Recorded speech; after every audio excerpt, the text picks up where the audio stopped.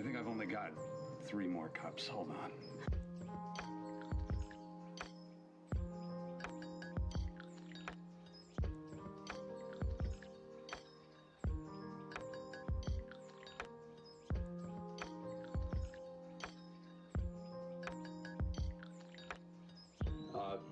Mr. Clay and, no, I'm fine. 1 second.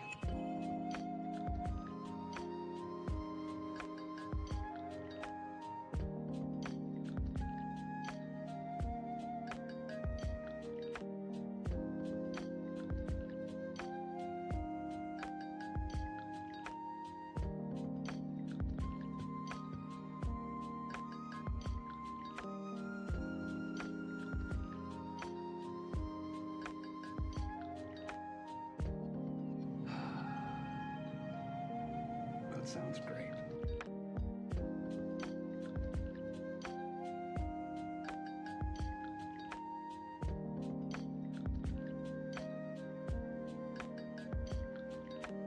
I would love to try your tea. Please let me know what you think. It is delicious. Only grows here. We've been tending this garden for generations. You're drinking dead people tea? Aren't we all? Fair point. Yeah, that's very true. But you're like cultivating dead people for good tea. Aren't we all?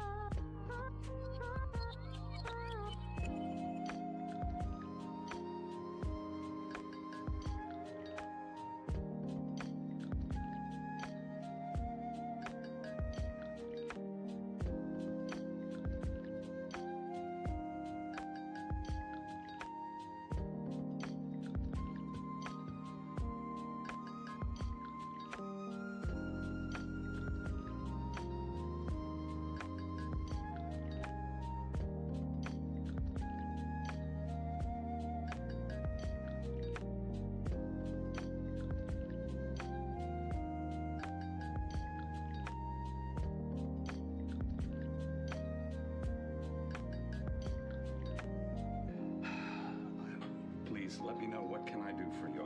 Usually when people come here, it is because of some great tragedy. How may I alleviate your pain? Oh, well, Herr Clay, we come to you with a great tragedy. We recently lost one of our friends. And we People who come here usually have. we aren't here to bury him. He's already in the ground. But we've come to avenge him, and we were hoping to find some help.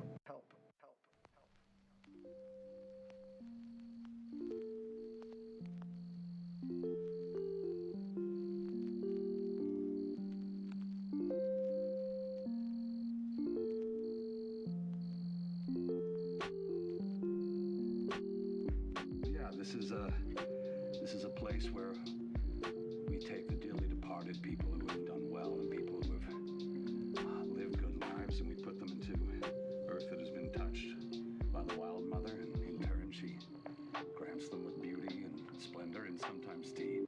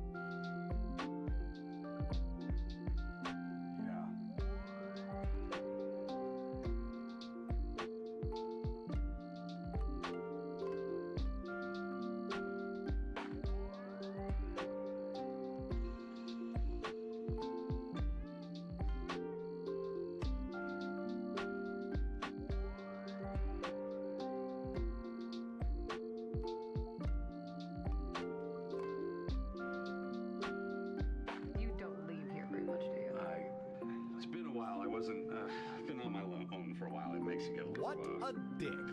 rambling. Dropping by to say hi and miss your face. Have to go again. Coursework loudly crying.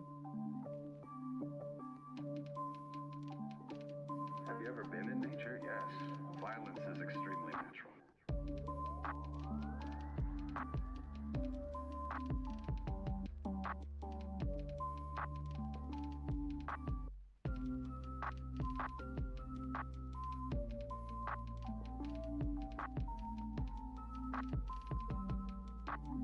Somewhere there's a plant that needs some compost, and I'm happy to make some more.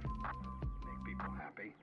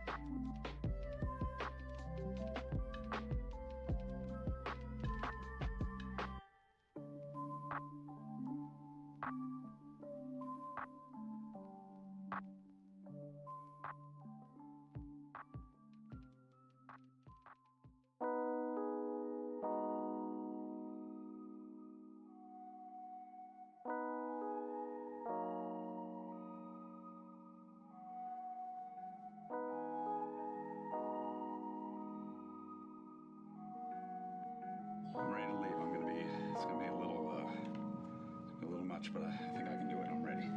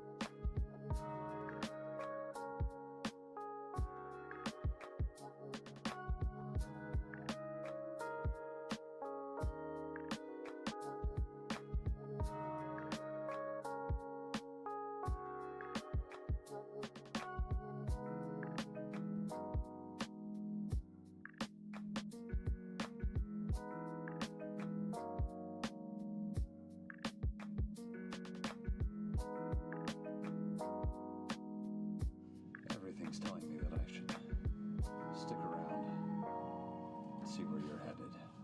I think that's where I'm supposed to be.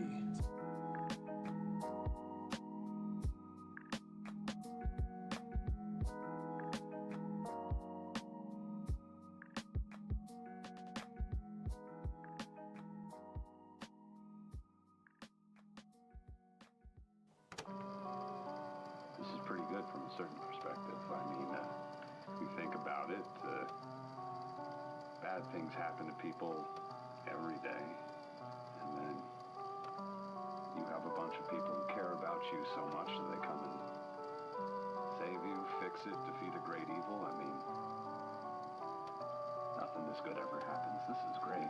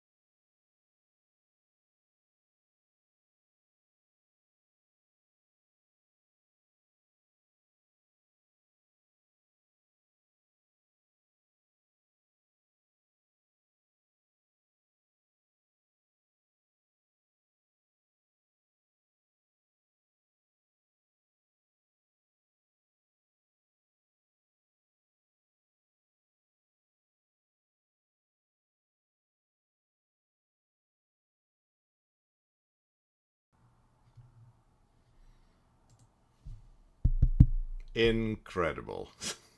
What a fantastic start to the stream. Muted. Of course it was. Of course it was. Hello. Good morning, everyone. Good morning. Welcome to Vlog a Novel. First stream in a while. Not quite the first stream of 2025, but there haven't been too many. But we're back, baby. Yeah. It's good to be back. I just recently work's been pretty wild recently, and I just got to do last week. Thank you, Ari. I just last week got to go on a little half work, well, really just work, but a working road trip to Vegas, and I got to bring Megan along with me. So we had quite some hours in the van, and then some hours in Vegas and whatnot. And we were talking about many things, but we kind of she kind of got me rip raring and ready to go on streaming again.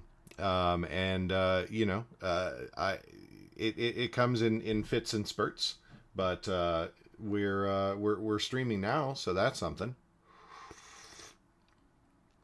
And similar, I think, to the last time that I streamed, today we're actually just going to be doing some catch-up work on some of the legacy administrative stuff. A lot of things have kind of fallen by the wayside over the last few months. Things pretty well shut down after, or towards the end of 2024, because we had the Black Friday rush that happens at the gallery that I work at. And so that's pretty all-consuming every time that rolls around. And I was kind of expecting that. But then additionally, basically right after that, we had the live show, the art festival that we do down in California. And then we had this big, huge project where the reason that I went on this road trip to Vegas of having to produce and then deliver a bunch of artwork, a bunch of big artwork down to the Four Seasons Hotel down in Vegas. And all of that has essentially been happening while I also have a new position at the gallery. I got promoted, which has been great. And the new role is very fun, and I'm having a good time with it. But it's been a lot. It's been a lot of work. It's been a lot of work, and I'm very tired all the time. No, that's actually not true. I've been getting a pretty good sleep schedule, actually. I've been getting back to the gym, and everything. But yeah, so I guess I essentially just sort of fell out of the habit of the streaming and the writing. And that's what Megan and I were talking about. And I was like, you know what? I want to get back in that habit again. And speaking of habits, I'm going to take kind of a new, not today. Like I said, today we're just going to be catching up on some administrative stuff.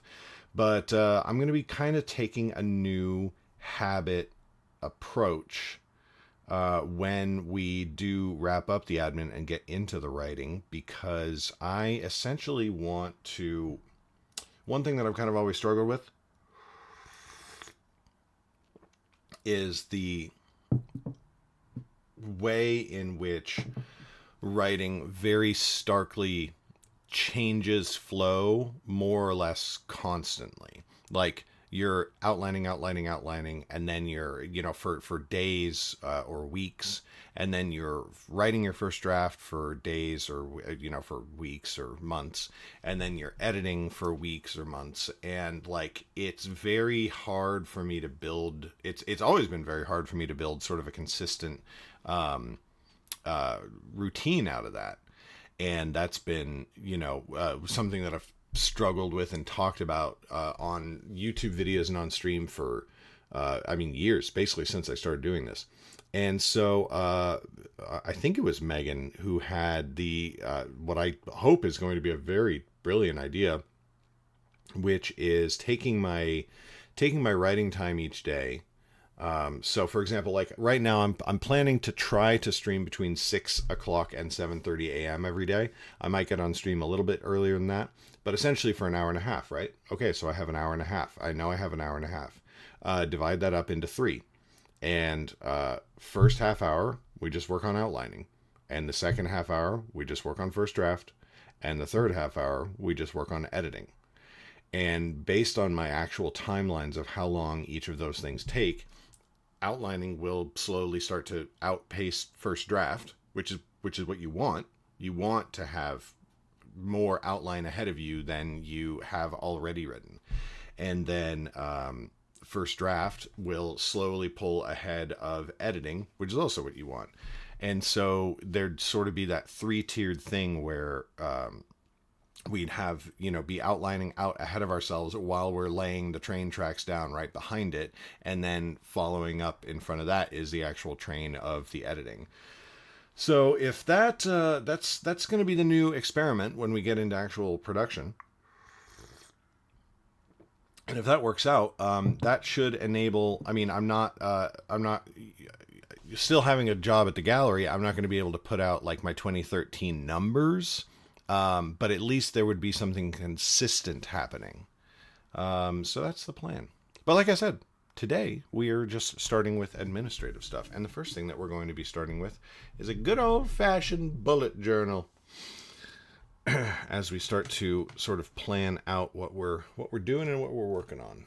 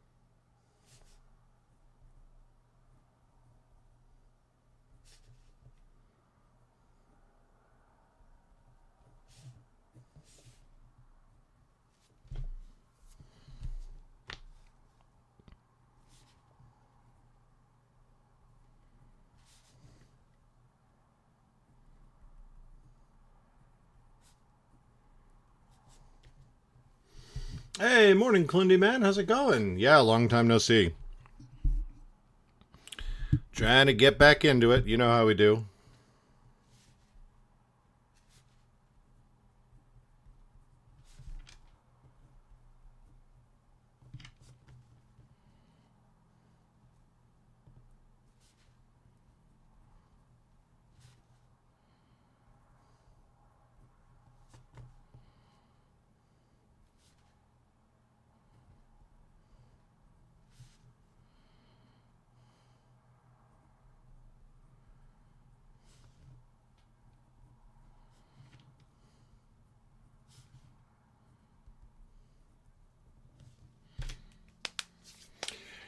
It's been actually crazy busy, Clooney man.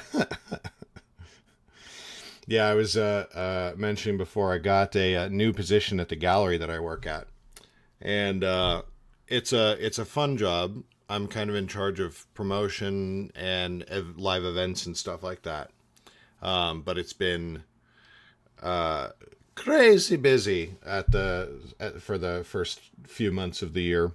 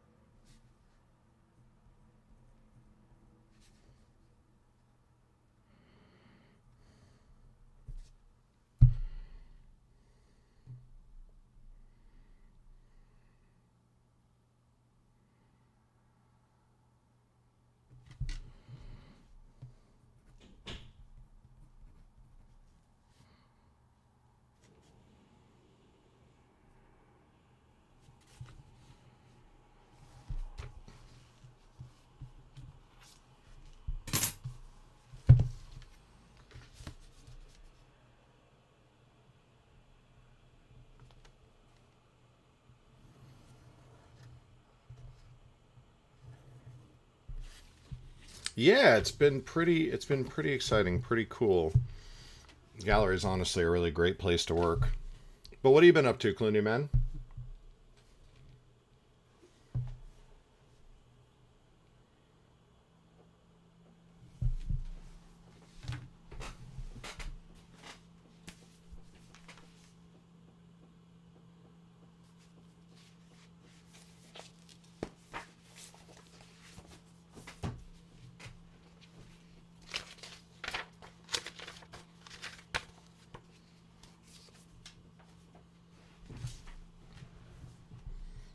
Just a lot of working. Ain't that the way?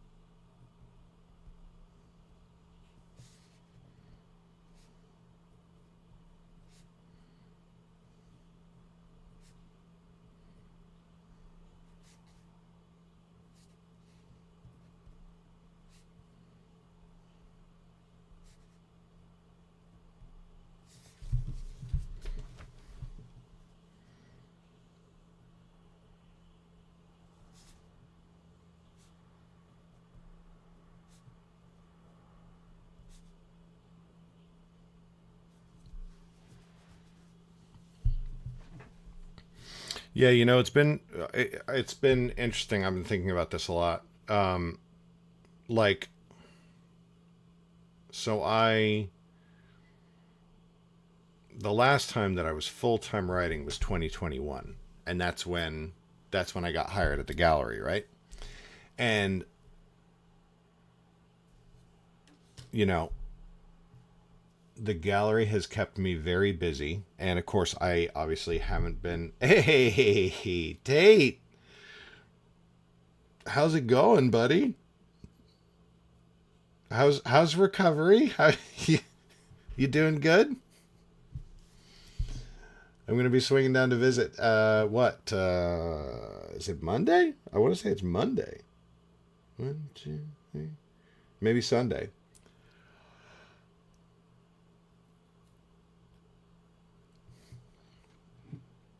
We have greatly enjoyed the. I think it's Sunday. We have greatly enjoyed the pictures.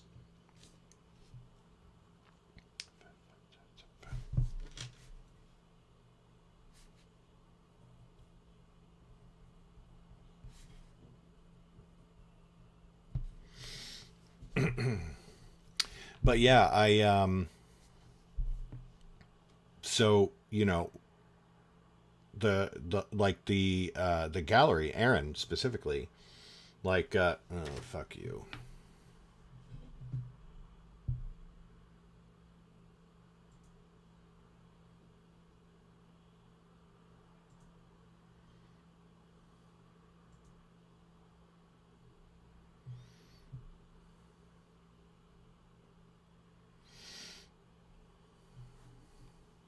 Spammers. But yeah, so working at the gallery, Aaron specifically, uh, kind of recruited or headhunted me pretty hard.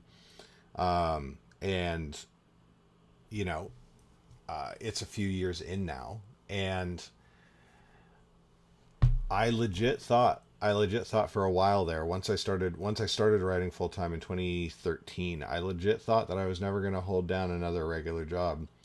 And I have continued, or I should say that I did continue for a couple of years to have this sort of like viewpoint that I was like,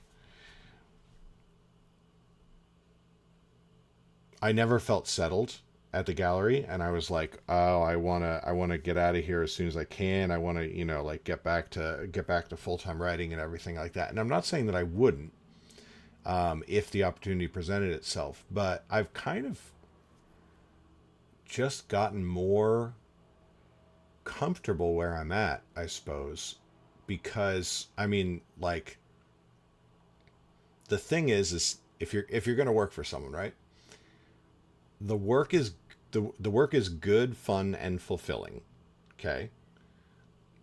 The the pay is just, I mean, not to, be whatever, but the pay is very good. It's very good. And the accommodations for, spending time with my family and doing the things that I want to do, like, Pathfinder with my friends and travel and, fun personal activities and spending time with my kids and all that sort of stuff is like my quality of life is just better, even during even than it was during like the heyday of the books. When in 2015, 2016, it's not even just the routine and stability. I mean, I guess that's kind of part of it, but like the job isn't actually super routine, but it's the kind of the freedom that it gives me to spend the time with friends and family and do what I want to. That even at the peak of book sales in like 2015, 2016, we never quite had that, because it was a constant. It was like a marathon sprint. It was like Megan and I had to run so fast for so long at top speed, and it was just unsustainable. And our time with the kids wasn't as much as we wanted to spend and all that sort of stuff. And now I'm just doing very well, and I'm very lucky. Well, so that's kind of the trade-off, actually, Tater, that I am talking about, is like it's harder to write. It's harder to write because I don't have the time to write, because my life is so full with everything else. And so there is sort of like the bummer of like, oh, well, I'm not writing as much as I used to. And, I want to keep writing. I want to be putting out more Underrealm books. And I will. I'm not saying that I'm stopping. but I'm saying that I finally kind of settled into a spot where I'm not constantly I'm not walking around with this thought of like, oh, this is only temporary. Oh, this is just till I can get out and get to something better. Because it's just very good. Which is nice. It's nice. It's nice to have some stability and ability to do stuff with my family and everything like that. But yeah, there is sort of that background, that lingering background radiation of what do you call it? Of missing the crazy heyday, missing the sort of the wild running around and the have to write desperately, if I'm not writing 8,000 words a day, then what's wrong with me, and yada yada yada.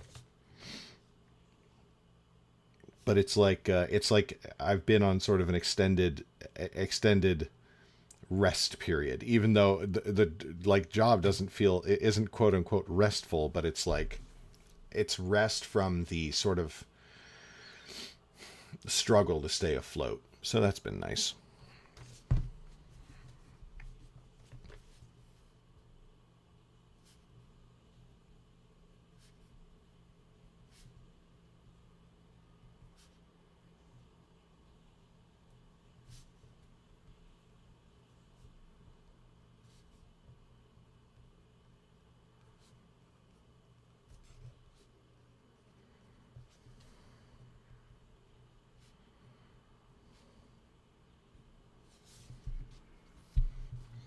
I would want to go back to full time if I could get the sort of stability that I have right now. Do you know what I mean? Like if I wasn't like really really worried about it's two things. If I wasn't really really worried about sustaining and money and all that sort of stuff. But then also if I had a team. The best thing about the gallery is I have a team and everyone is not only one, like good at their jobs, but two, like great to work with. And like that supports when I was full-time writing, it was just me and Megan. We worked with people, but like we were technically the employers of like contractors, obviously, but all the external authors, the cover artists, editors, everything like that. But like, it was in terms of partners, there was just me and Megan. Do you know what I mean? And I've tried to create like partnerships with other people. Obviously there was the self-publishing podcast guys back in the day. And then there's been some other people who like I've tried to have sort of that partnership relationship with, but it was a little like too little too late. It was like after the good old days, after the money had sort of like, dwindled a little bit and I wasn't writing as much anymore and everything. And so it was like, there wasn't any stability there. So if I got to the point where I could just bring on like, okay, you're the, business person now. And so you're going to handle all the marketing and everything like that. And I'll manage it. I'll like pitch in and, we can spitball and everything like that. But I wouldn't want to go back to full time if I didn't have a team of partners, if I didn't like have in place like a team of at least 3 people who like that's just what we're doing now. Do you know what I mean? And that's something that I struggled to put together even when the books were doing fucking amazing, when we were selling like crazy,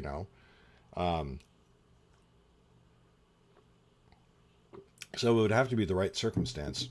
In a similar sense to I think that I even did say when I was full-time writing, I think that I did say, it's like, oh, would I ever take another job again? I don't, I don't think so. It would have to be the perfect offer, the exact right circumstance. And then the exact right circumstance did come along, and it was the gallery. So now it's like, that's so good and that's so stable that I am going to be, continuing writing and everything like that. But going back to full time, now it's this weird balance, right? Because for so many people, especially when they're just starting out, full time writing is the dream. But I feel like for a lot of people, full time writing is the dream because they feel like it's a road out of the circumstances that they're in, which they don't want to be in, which is shitty job, shitty boss, terrible coworkers, bad pay, economic instability, no more career paths existing in the modern workforce and all that sort of stuff. And sort of being at the whims of somebody else, which I guess technically I am still at the whims of somebody else, but I'm very fucking good at my job. Yes, exactly. Whereas whereas like the gallery just isn't that, it's like, it's a absolutely great circumstance. It would, Clooney Man, theoretically, it would get easier the more books I put out, but the most I ever sold, the best year I ever had was 2016, when I had 4 books. At the start of the year, I had 4 books out. And then now I've published, like, back in start of 2016, the only things that were out were Nightblade, Mystic, Darkfire, Shadeborn, and not even the Academy journals had come out yet. And that was the best year ever. Now, we released a couple of books during that year.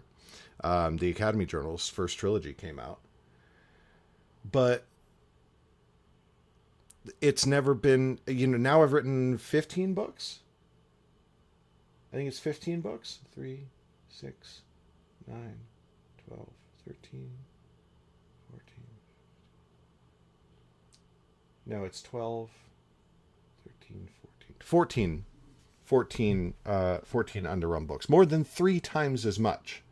And it's not easier. It's not, doing better than it was back then. So I think that, I think that there is definitely truth to rapid release working well, publishing books regularly and rapidly. I know, right, Tate? But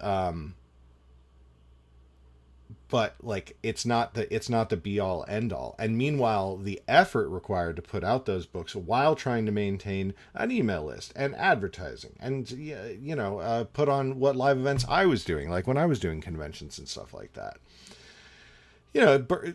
Everyone talks about burnout. There's so many people who have burned out. And I guess I don't necessarily feel like I actually burned out because I was still going strong. I was still, trying to produce every day and everything when I got picked up by the gallery.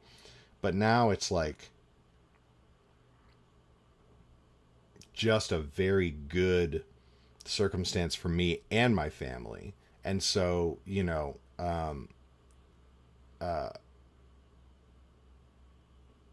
yeah, that's sort of where things are at these days.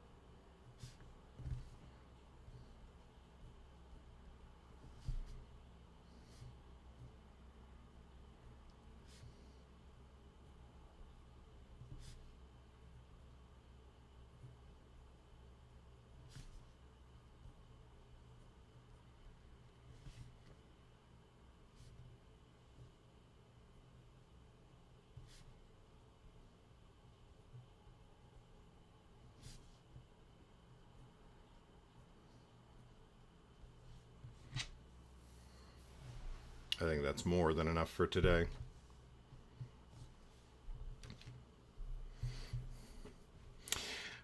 No, I don't think so. Actually, Quest was one of the most fluid, awesome workflows that I've ever had because I was able to rely so much more on my editor.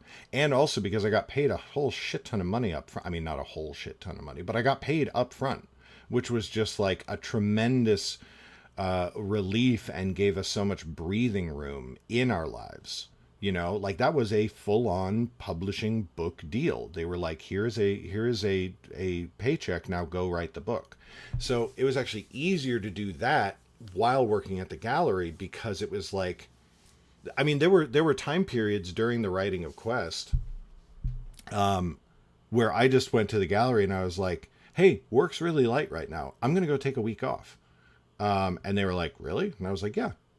And they were like PTO, like paid time off. And I was like, no, that's fine. I want to keep the PTO that I've got. I'm just going to go take a week off. And I could do that because I had the money from the book deal. And then I would just go work on Quest for a solid week. You know what I mean? I wasn't like, you know, and it was very, that role at the gallery was very like, if there was work to do, then I had work to do. And if there wasn't work, like it's a workshop, right? Either there's orders to print and frame or there isn't. And so, excuse me. And so it's like, if there were no orders to print or frame because because I had produced everything already and, you know, me and the workshop team had just been like rocking and rolling, then I could just go take a week off because I wasn't worried about money, you know. That's really great. So it's like, you know, I'd love to go back to that again. And don't get me wrong. If somebody showed up to me tomorrow and was like, hey, we want to do a book deal for, you know, the next, we want to do a book deal for the next phase of Underrealm. And we want to give you, I'm just making shit up, but like, we want to do a $500,000 book deal. Well, then I would go into the gallery and I would be like, hey, listen, I know that you'll respect this because you're another artist. I have to take this opportunity. But that is not something that I'm interested in like actively pursuing. And I don't have, that's not something that I'm expecting to happen. And two, the reason that would be a different circumstance is because that is that sort of like replacement stability that I'm talking about. That is the sort of the most valuable thing that I have going on at the gallery right now. So Quest I don't feel like Quest really kind of burned me out. I just feel like after Quest, I was like, okay, I'm going to take a little break. And then I just kind of got out of the habit and I didn't have sort of the pressing desire to come back to it. I think it was a really nice creative break after Quest. And I think that there's probably a part of me that needed that. Not to relate everything to this. Megan's so sick of hearing me talk about it, but it's kind of like how, you know, after Kendrick did, the album Damn, he just kind of vanished for a few years. And I'm not in any way intending to take a few years to do my next book, but he was just sort of like, he was on this intense creative run. And then, you know, he's talked about in interviews, and then he talks about on his next album that he finally put out, Mr. Morale and the Big Steppers, where it's like, man, you know, the words weren't coming, and I needed to go just kind of chill for a while, just like live some life so that I had something to come back and talk about. Yeah, exactly, Clundy, man. A good break is always good for the process. So I've had a good break so far, and I am back to the point now where I'm like, oh, I really want to write the next book. I'm very, you know, kind of fired up about it. Like Quest was such an emotional load off my chest. And now that I've blown that load, I think I needed a little bit of a refractory period. And now, now that that's done, I'm ready to uh, I'm ready to sort of get back into it. Man, I'm gonna switch. We're gonna switch back to the regular view. The other thing that I may have mentioned before. I don't know if I mentioned it on the last stream or if I've mentioned it online or in the Discord. The other thing is that I've been getting tremendous amounts of creative fulfillment from Pathfinder, formerly from D&D and now from Pathfinder. And there's a big part of that is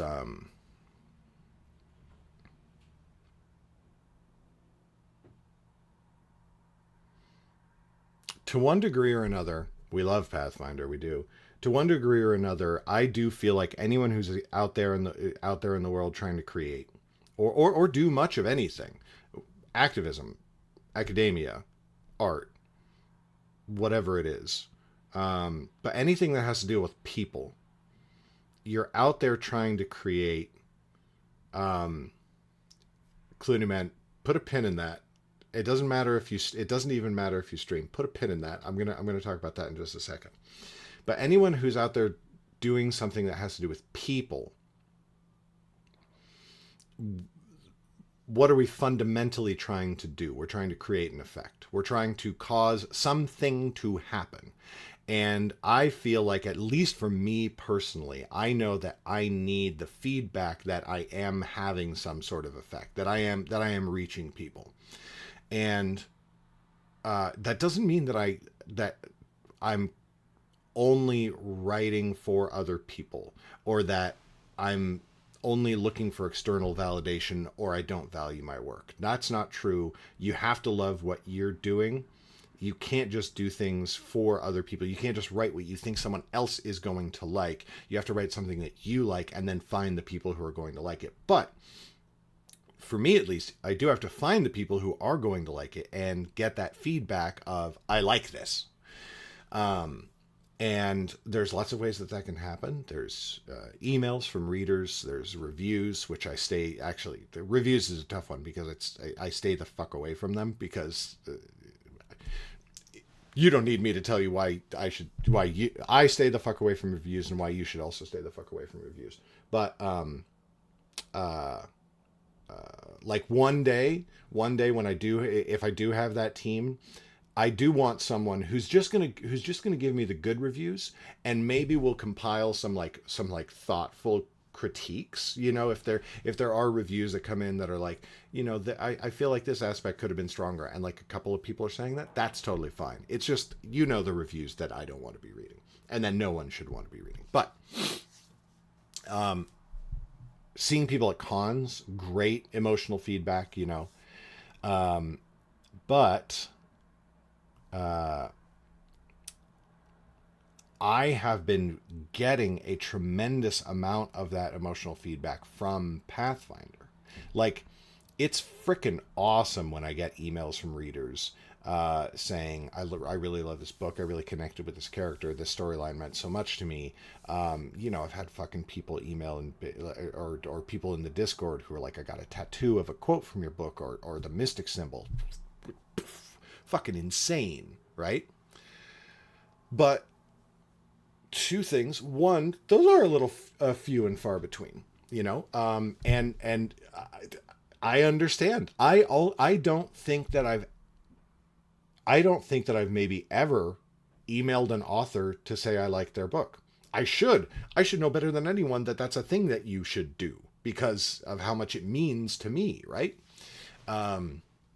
But I don't do it, and so it's not surprising to me that people don't do it for me either, right? What do you call it? So what am I trying? Where am I going with this? What am I trying to say? Oh yeah, okay. So bring it back to Pathfinder. Pathfinder. Every single week, multiple times a week, I'm in there writing and creating a story for people, and I'm receiving their emotional feedback face to face across a table. I'm writing this storyline, and I'm watching it play out in the emotions that I can see on another human being's face in the room that I'm in. And that's multiple times a week. I'm currently in 3 weekly Pathfinder games, along with another one that plays every on Sundays every like 6 weeks or so. Shit, that reminds me, I have to text Megan because I'm playing this Sunday.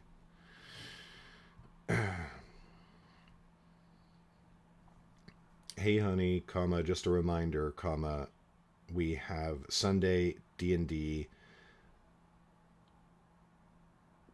this week, period, starting at 11:30 a.m., period. You were asking me if I had plans on Sunday, comma, and I couldn't remember, comma, but I just remembered this, period. Denny, hey, how's it going?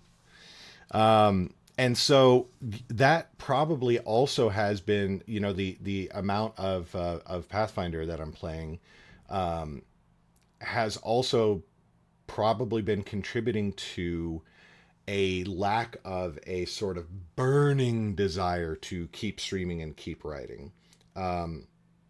Because, like, you know, if we're just being 100% honest, if I took all the time that I spend on Pathfinder right now, all the time that I spend on Pathfinder, whether it's prepping the games or actually playing them, or painting or creating terrain or 3D printing and all that sort of stuff, that's a lot more writing time that I could have. A lot more writing time.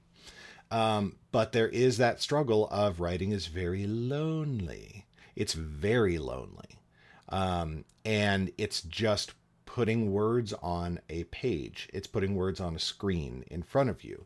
And the only physicality is when I go and I ship books to people. The only physical feedback is when I receive a new shipment of books in the mail. There used to be conventions, which was awesome. I frickin' loved doing conventions. I could have honestly lived on the convention circuit if it were more profitable. Honestly, if our first few conventions had been like turning like a real profit, and I know it's the sort of game where you have to build up to that because you see people over and over again and you get your routine down and you figure out more stuff to sell. But, you know, I could have honestly seen myself just kind of living on the convention circuit, going to local cons, traveling for further away ones every once in a while. But, and actually, I still would love to do Rose City Comic Con again this year, if I can manage to put it together. And I'm learning a lot about putting together live events in my new role at the gallery. But anyway, all that time could have been spent on writing, and it would have been that's a lot of writing time. But writing is very lonely, and all that time that I've been spending is very communal. It's leading to deep emotional, you know. GamoraCon 2025. I don't know if GamoraCon is my audience is the only thing, Tater. I mean, it could be. It's probably good to go to anyway. But like, I'm talking. I don't just want to go to a convention. I want an artist alley at a convention. I want a table at a convention or a booth maybe. Booths are expensive. But anyway, you know, like, odds are pretty good that at least once a month I'm going to be telling a story during Pathfinder that is going to be so emotionally resonant that it's going to make someone at the table cry, and not even in a sad, tragic way. Most of the times that I make people cry in Pathfinder, it's from some emotional catharsis. It's from them rescuing a family member in game or discovering a truth about themselves that they've been searching for. I've only made people cry from someone dying that I can remember. There was Mitzi, which just destroyed all of us, and there was Ubrog.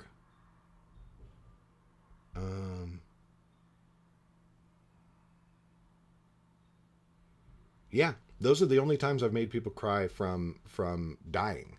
But I've made every player that I play with cry from emotional catharsis. Dude, I don't know what to say. That's fucking addictive. That's addictive as shit. That's incredible. That feeling is what I want to create with my books. But even if I do create that with my books, the best I can possibly hope for is an email trying to relay their experience when that happened to them.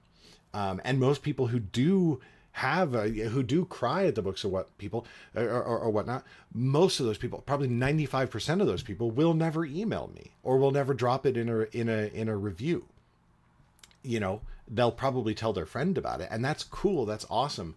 But I'm serious. It's very addictive to be able to make that happen to someone right in front of you, and afterwards to have them go, "That was so amazing. I'll see you next week so we can do it again." Like, that's just... So that's something that I've been internally struggling with as well, is like, oh my God, dude, I mean, you spend so much time on Pathfinder, and if you spent all that time on writing, you could be publishing at least a couple of books a year. And I'm like, yeah, but also, what happens from that Pathfinder time is the thing I'm trying to achieve with the writing. So it's like, am I really missing out over here because I'm getting the same thing over here? You know, and I don't have a clear answer for that. Obviously, I'm here. I still want to write. I have so much more Underrealm story to tell, and I want to tell it all. But the balance, the complexity of it all, you know. So anyway, all right. So we've journaled our bullets. Let's get into some of the paperwork we have to get done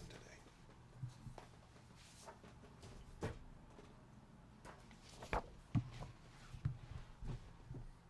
Self-care, Tate. Self-care. You got it. Oh, shit. Where's my phone?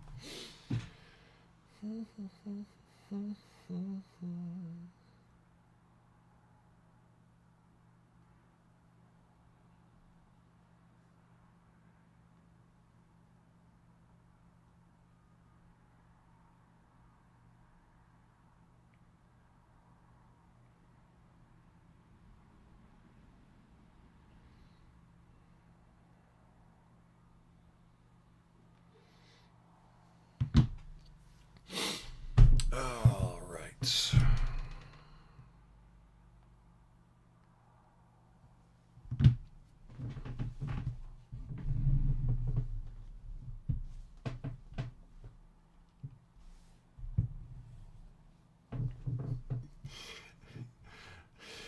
Clooney man, don't you dare compare me to the Wheel of Time. How dare you? You know how I feel about those books.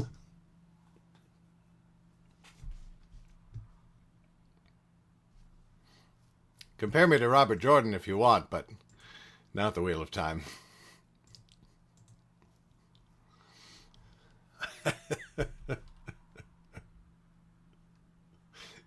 You mentioned Wheel of Time, and I just slowly start lifting up a hammer.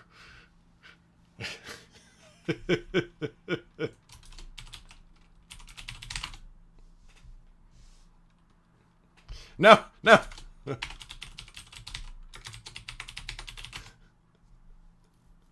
There we go. There we go. I forgot how my chat commands work. All right.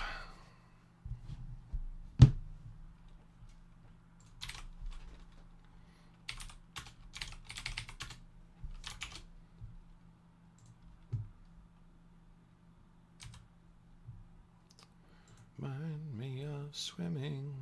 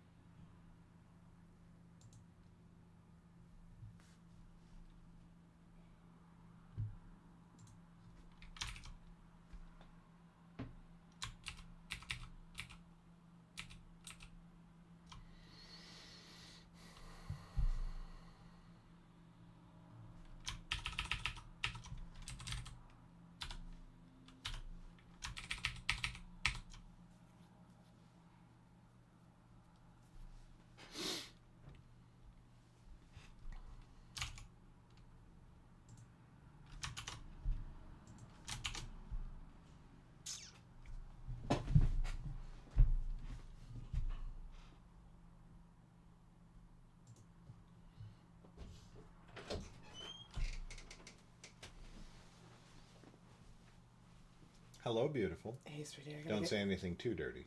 I have a meeting. It's too spicy for Twitch. I wanted to see if you fed Powder. Otherwise, I got to No. feed her. I did not. I like your sweater.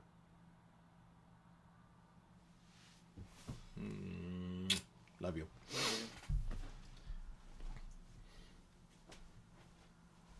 Oh, and hi, people. I'm just tired. Tate's in the chat. Hey, Tate. I don't know where I'm looking. Hey, Tate. Yes, I see it now. Oh, there's Danny. You didn't tell me Danny was in the chat. Her name's right there. Yeah, but I wasn't reading the chat. Okay. Love you. Okay, I have my meeting at 7. I gotta go. Yeah, get out of here. She's cute.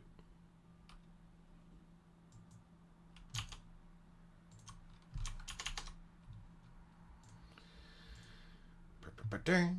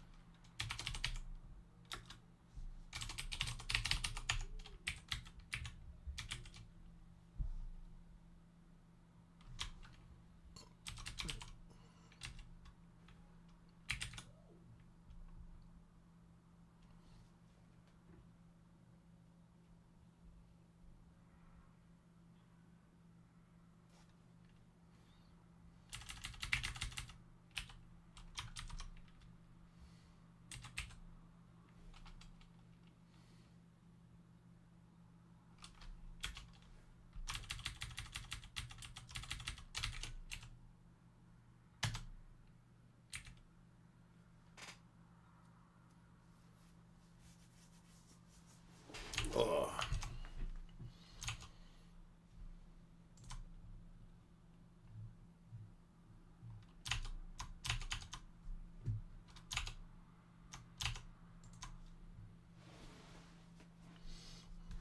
All right. Get your ass to sleep.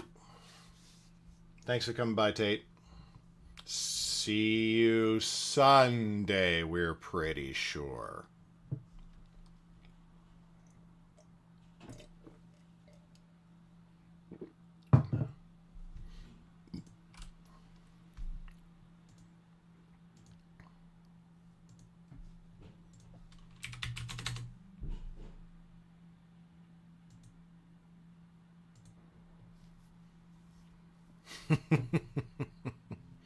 We're reasonably certain.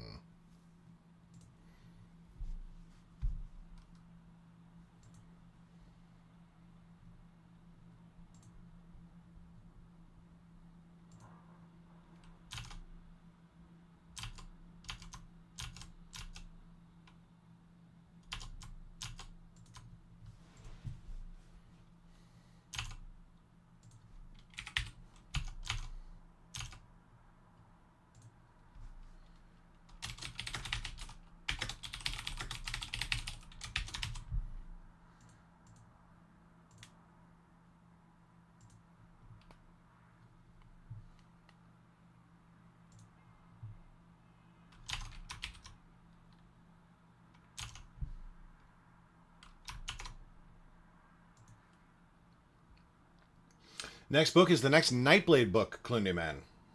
Yes, it's that Tate. Danny, you know them.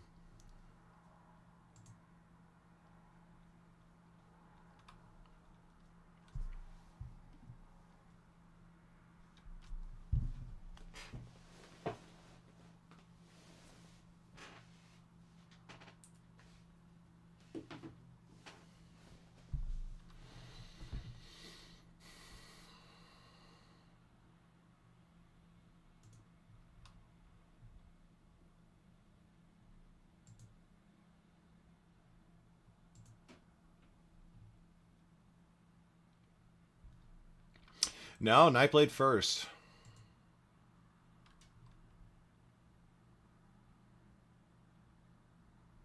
We're going to go in the same order as last time. So it's going to be 3 Nightblade books, 3 Academy Journals books, 3 Tales of the Wanderer books. And then I'm actually thinking that there's going to be a trilogy of Life Mage books.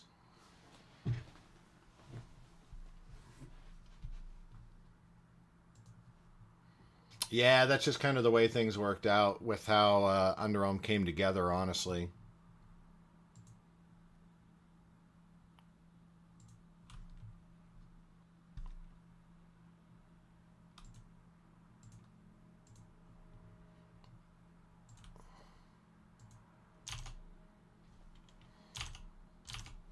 Nothing at all.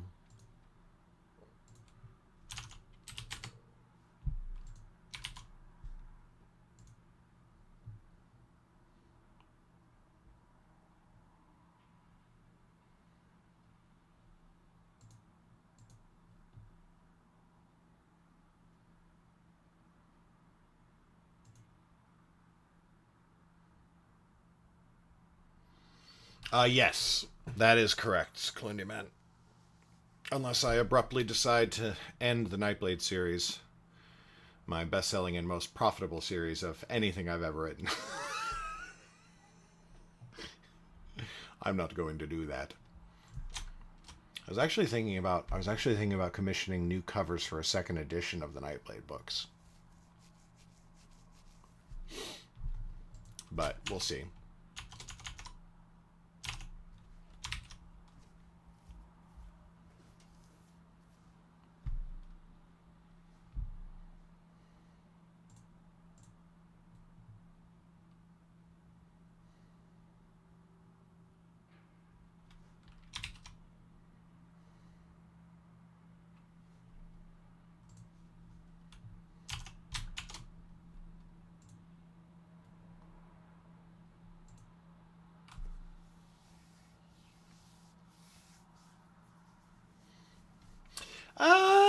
Is Lauren the main character overall? I don't think so. Not just because she has more books, you know what I mean?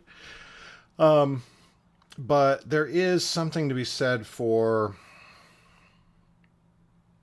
She is the OG. Okay, put it this way. Is Frodo the main character of The Lord of the Rings? Probably. But it's an ensemble. And Underrealm's definitely meant to be an ensemble. You know what I mean? Just because there's more Spider-Man comics than any other superhero in Marvel, is Spider-Man the main character of the Marvel Universe?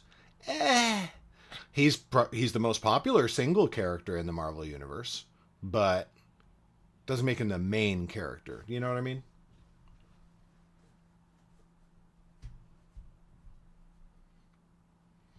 Yeah, I mean, that's... Okay, so Luke is certainly the main character of the original trilogy. But yeah, in the broader context, Dredd... morning, by the way. In the broader context, Luke isn't the main character of Star Wars as a whole. Yeah.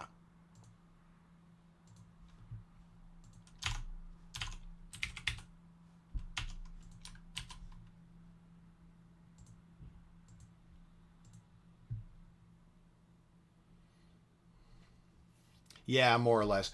That is what I would say. If Underrealm does have a main character, it technically kind of should be Oris. And a lot of my heart is always going to be with Oris. But a lot of my heart is always going to be with all my characters. But Oris was the genesis of everything. Oris is the only reason Underrealm exists, was because I thought her up one day.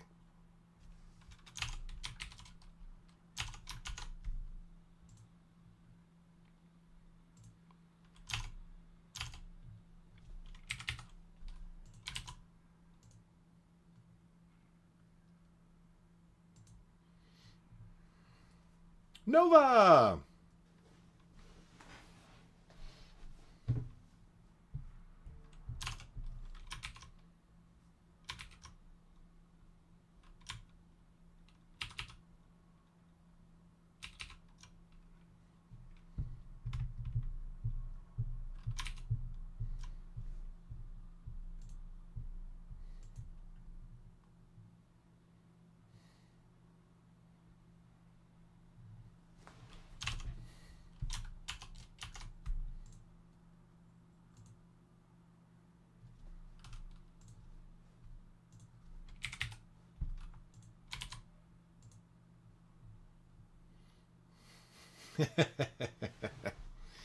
Good to see ya.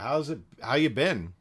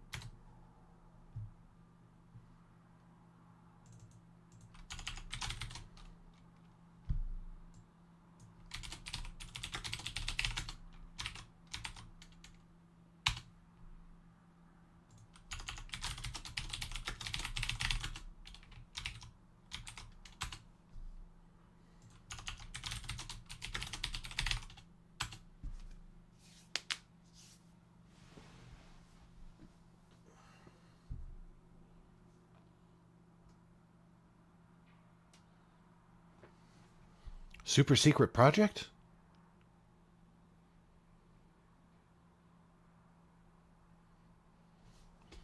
Hey, congrats on being close to finishing your PhD. Cool, new man. I fucking wish. Title. I once spent some time trying to guess a title from initials for a book within Underrealm, but not by Garrett. Oh, I think I know what you're talking about. No, we're not working on that.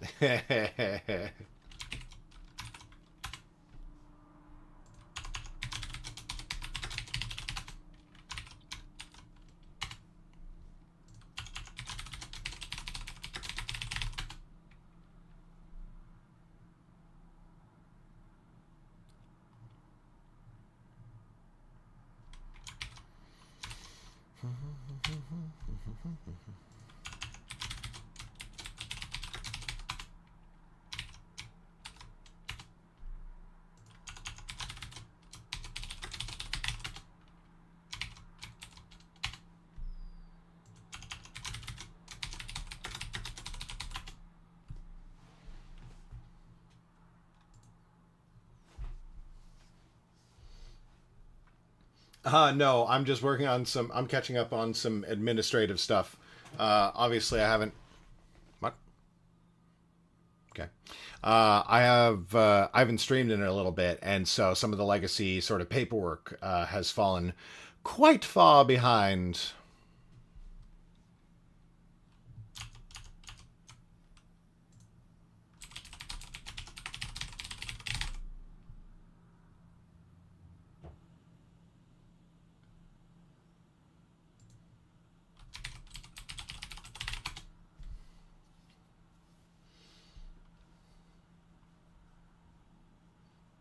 That would be crazy, Danny.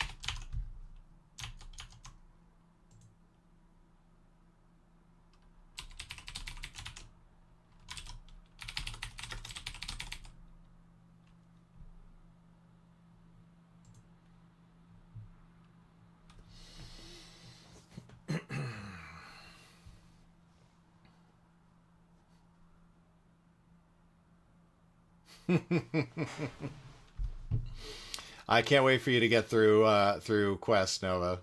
There's some good shit in there. I need to put some more songs in my books to sort of entice your musical creativity.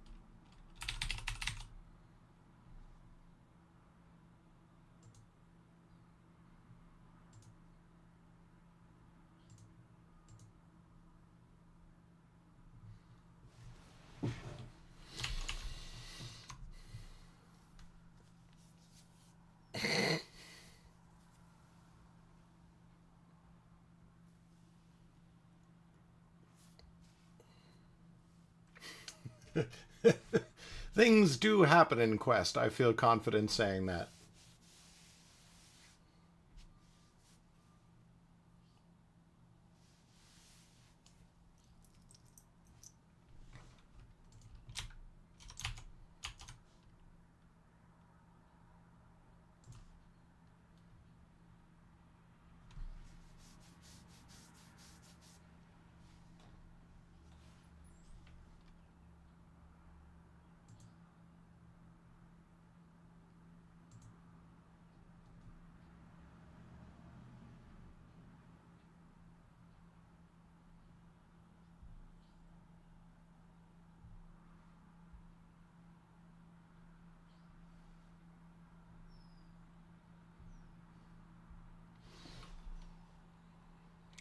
You have my attention.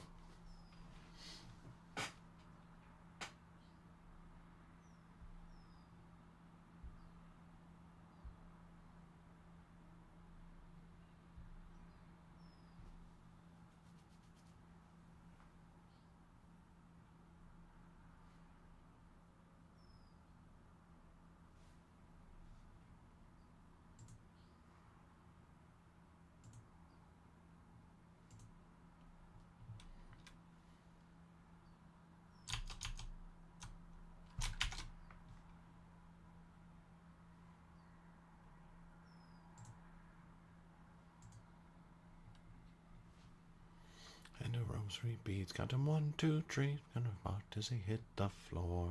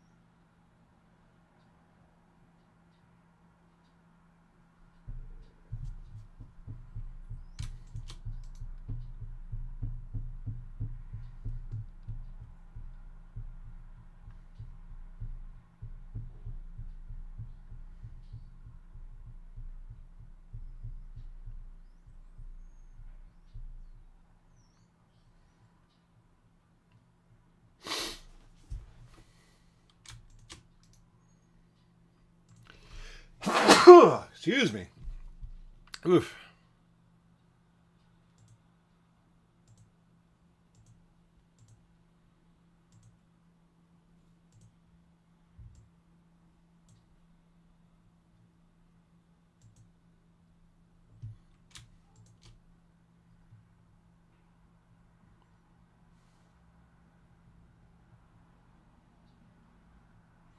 Don't belong, don't belong, don't belong to you now.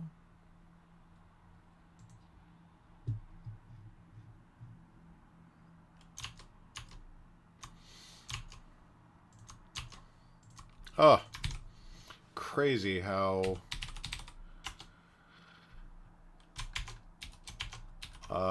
behind some things have gotten. Just put it that way.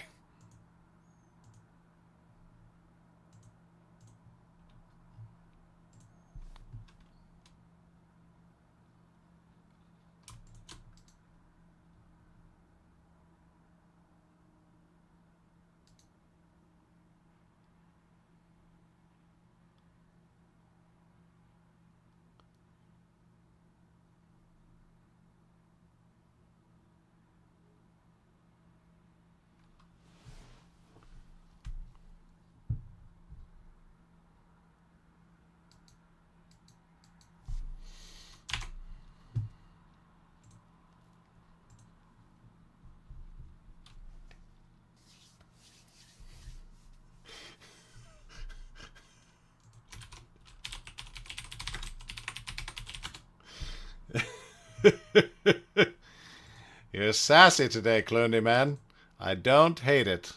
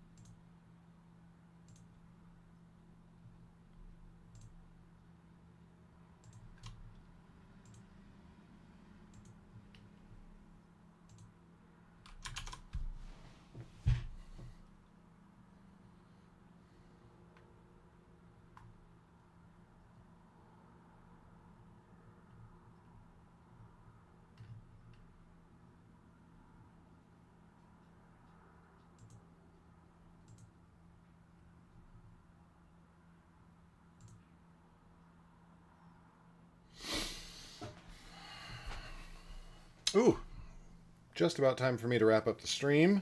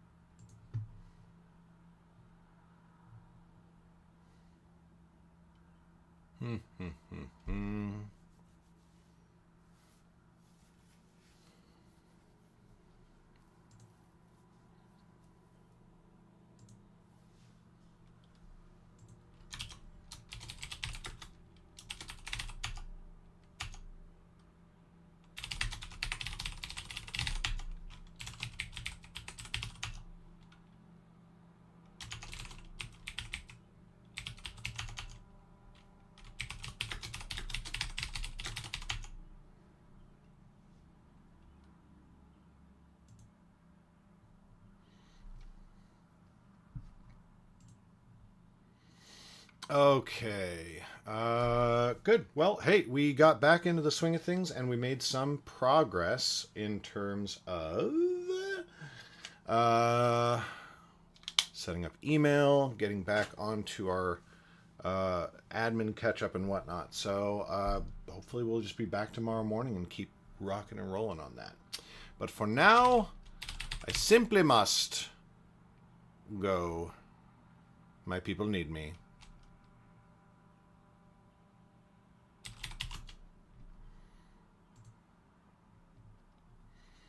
Who is live? Who are we going to throw a raid at? Oh, is Melissa actually streaming? She is. Okay, we're going to raid Tiefling Melissa. Tiefling Melissa is a, I suppose, technically a variety streamer, although I tend to think of her as an art streamer, because I found her because of her art online. But she's like, for example, right now playing video games, and does a live, a D&D actual play show as well. She is on the spicier side, so be forewarned. But she's very delightful. So let's throw a raid her way.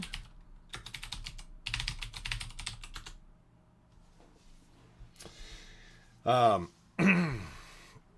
yeah, I am looking forward to getting the paperwork crap out of the way so that we can do some actual writing and get working on the next Underrealm book. It's very exciting.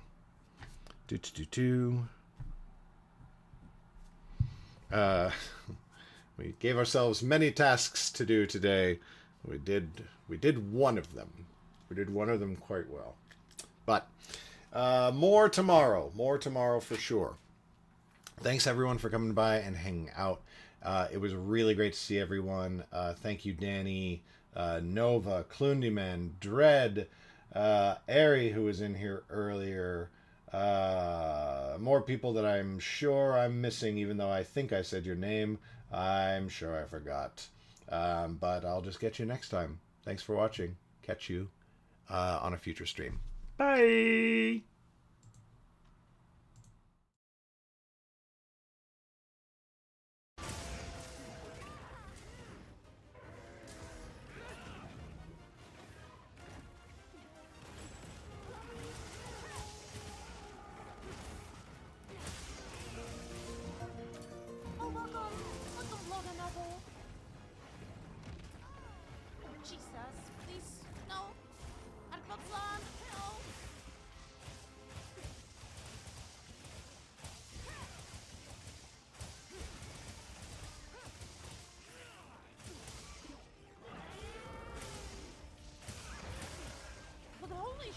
That paralysis hunting horn makes it so easy. Jesus. Yeah. It really is good. That's why I want the better.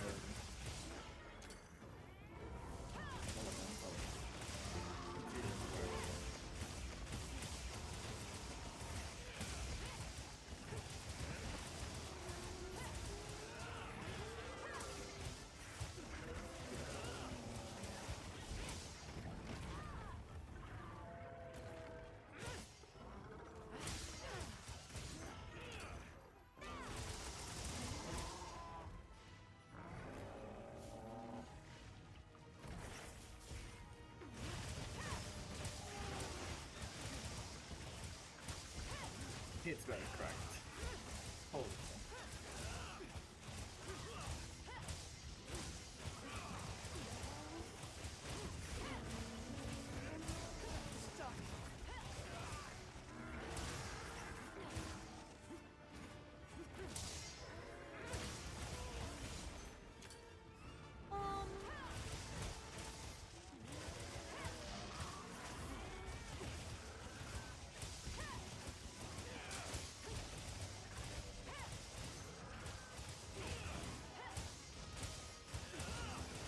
Chat's fault. Chat put me in the jar, you know?